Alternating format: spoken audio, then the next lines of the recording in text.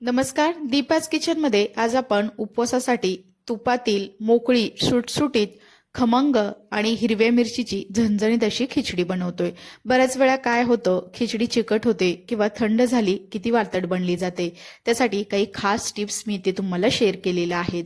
तसेच साबुदाणा भिजवण्याची योग्य अशी पद्धत सुद्धा मी आज तुम्हाला या व्हिडिओमध्ये सांगणार आहे। चला तर रेसिपी सुरू करूयात।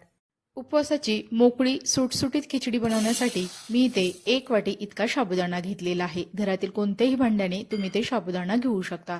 आता याला आपण स्वच्छ पाण्याने 2 ते 3 वेळा धुवून घेणार आहोत। तर सुरुवातीला मी ते ग्लास इतकं पाणी घातलेलं आहे आणि त्याला हाताने अगदी व्यवस्थित असं सोडून धुतलेलं आहे। आता हे पाणी आपण निथळून घेऊयात आणि अजून 2 पाण्याने मी याला स्वच्छ असं धुवून घेतलेलं आहे। तर इथं तुम्ही बघू शकता साबुदाण्यामध्ये अजिबात मी पाणी ठेवलेलं नाही, पूर्ण पाणी निथळून घेतलेलं आहे।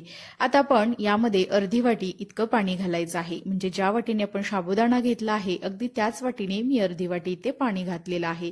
तर इथं बघू शकता साबुदाणा अगदी व्यवस्थित असा पाण्यामध्ये बुडला गेलेला आहे, अगदी थोडंसंच पाणी वरती आहे।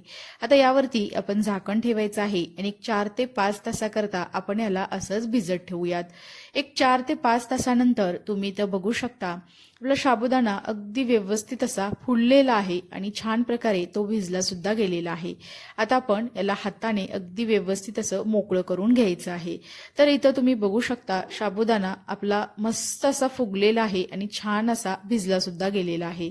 आता हाताने तुम्हाला इथं दाखवते, अगदी मोकळा मोकळा असा झालेला आहे, तो अजिबात चिकट असा झालेला नाही। आता आपण याची साबुदाणा खिचडी बनवूयात। त्यासाठी गॅसवरती मी कढई ठेवलेली आहे।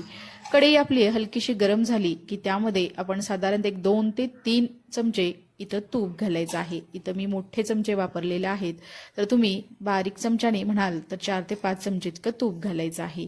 आता आपण यामध्ये 5 ते 6 चांगल्या झणझणीत अशा हिरव्या मिरच्या घातलेल्या आहे। तिखट तुमच्या आवडीनुसार तुम्ही कमी अधिक करू शकता। आता आपण ह्या हिरव्या मिरच्या तुपामध्ये थोड्याशा परतून घेतलेल्या आहेत। आता यामध्येच आपण एक मध्यम आकाराचा बारीक चिरून घेतलेला बटाटा सुद्धा घालायचा आहे। तर इथे तुम्ही उकडून घेतलेला बटाटा सुद्धा घालू शकता। आता आपण मिरच्या आणि बटाटा सुद्धा तुपामध्ये चांगला परतून घेऊयात। अगदी तुपामध्ये आज आपण ही खिचडी बनवतोय त्यामुळे मस्त असा याचा सुवास सुटलेला आहे। तर इथं बघू शकता बटाटा जरा व्यवस्थित असा परतला गेला की त्यामध्ये थोडंसं पण मीठ सुद्धा घालायचं आहे, त्यामुळे बटाटा लवकर शिजला जातो। तसेच बटाट्याला सुद्धा मीठ अगदी व्यवस्थित असं कोट होतं। तर इथं बघू शकता मीठ घातल्यानंतर त्याला थोडंसं आपण हलवून घेतलेलं आहे। आता आपण यावरती झाकण ठेवायचं आहे आणि 2 ते 3 मिनिटाकरता हा बटाटा आपण वाफवून घेऊयात। 2 ते 3 मिनिटानंतर तुम्ही ते बघू शकता बटाटा अगदी व्यवस्थित असा वाफवला गेलेला आहे। तर इथं याला आपण एकदा हलवून घेऊयात आणि बटाटा शिजला का हे आपण चेक करूयात।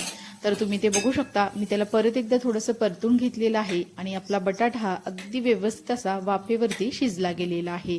आता आपण यामध्ये भिजवून घेतलेला साबुदाणा घालायचा आहे। तर इथं बघू शकता तुम्ही साबुदाणा आपला अगदी सुटसुटीत असा भिजला गेलेला आहे। तर इथे मी हा साबुदाणा घातल्यानंतर त्याला अगदी व्यवस्थित असं आपण हलवून घेणार आहोत। तर इथे गॅसची फ्लेम ही मध्यम ठेवायची आहे। अगदी बारीक गॅसवरती साबुदाणा कधीही करायचा नाही किंवा खिचडी कधीही बनवायची नाही, नाहीतर ती थोडीशी वातट होण्याची शक्यता असते। त्याला मी अगदी व्यवस्थित असं हलवून घेतलेलं आहे आणि परत एकदा झाकून ठेवून 2 ते 3 मिनिटाकरता याला वाफ काढून घेऊयात। तर तुम्ही ते बघू शकता 2 ते 3 मिनिटानंतर याला मस्त अशी वाफ बसलेली आहे। आता आपण यामध्ये शेंगदाण्याचा कूट घालायचा आहे। साधारणतः 4 चमचे इतका मी हा शेंगदाण्याचा कूट घातलेला आहे। तुम्हाला आवडत असल्यास तुम्ही याचं प्रमाण अधिक सुद्धा ठेवू शकता। आता थोडंसं याला मिक्स करून घेऊयात। तर इथं बघू शकता गॅसची फ्लेम सुद्धा आपण आता मध्यमच ठेवायची आहे आणि मध्यम ते मोठ्या गॅसवरती साबुदाणा कधीही भाजून घ्यायचा आहे। तर इथं तुम्ही बघू शकता मी याला सतत हलवत त्याला अगदी व्यवस्थित असं भाजून घेतलेला आहे आणि इथं बघू शकता अगदी मोकळी अशी ही आपली खिचडी बनली गेलेली आहे। आणि आता आपण बटाट्यामध्ये सुद्धा मीठ घातलं होतं, त्यामुळे अगदी थोडंसंच वरून मी ते मीठ घातलेलं आहे आणि परत एकदा मीठ यामध्ये व्यवस्थित असं आपण मिक्स करून घेऊयात। तर इथे साबुदाणा व्यवस्थित असा परतला गेलेला आहे। आता आपण यावरती झाकण ठेवायचं आहे आणि झाकण ठेवून सुद्धा आपण 3 ते 4 मिनिटाकरता याला एक दणकून अशी वाफ काढायची आहे. तर एक 4 मिनिटानंतर तुम्ही ते बघू शकता साबुदाण्याला मस्त अशी वाफ बसलेली आहे आणि तो अगदी व्यवस्थित असा शिजला सुद्धा गेलेला आहे. आता याला परत एकदा आपण थोडंसं मिक्स करून घेऊयात. तर आज आपण इथे मस्त असा तुपामध्ये खमंग असा साबुदाणा बनवलेला आहे किंवा याची खिचडी बनवलेली आहे.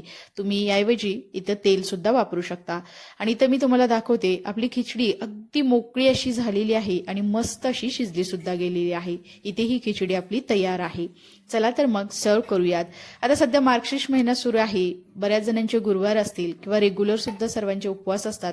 अशा वेळेस अगदी मस्त मोकळी झणझणीत आणि मस्त तुपाच्या फोडणीतली ही खिचडी तुम्ही नक्कीच बनवून बघा. एकदम मस्त अशी बनली जाते. आता सोबतच तुम्ही इथे दही सुद्धा वापरू शकता. इथे मस्त अशी मोकळी झणझणीत अशी तुपातील खिचडी, त्यासोबत मस्त आपलं घरगुती दही आणि सोबतच मस्त हेल्दी असणारे हे ड्रायफ्रूटचे लाडू. तर इथं तुम्ही बघू शकता अगदी मोकळी मोकळी आणि एकदम सुटसुटीत अशी ही खिचडी आपली बनली गेलेली आहे आणि मस्त अशी फुलली सुद्धा गेलेली आहे. ही रेसिपी तुम्हाला कशी वाटली हे मला नक्की कमेंट्समध्ये सांगा. जर तुम्हाला ही माझी रेसिपी आवडली असेल तर न विसरता दीपाज किचन या यूट्यूब चॅनेलला लाईक, शेअर आणि सबस्क्राईब करा आणि शेजारील बेल आयकॉनवरती क्लिक सुद्धा करा, कारण तुम्हाला अशा छान छान साध्या सोप्या अगदी झटपट होणाऱ्या छान अशा रेसिपी पाहायला मिळतील. चला तर मग नंतर भेटूया आपण अशाच एका छान अशा रेसिपी सोबत. तोपर्यंत सर्वांना धन्यवाद.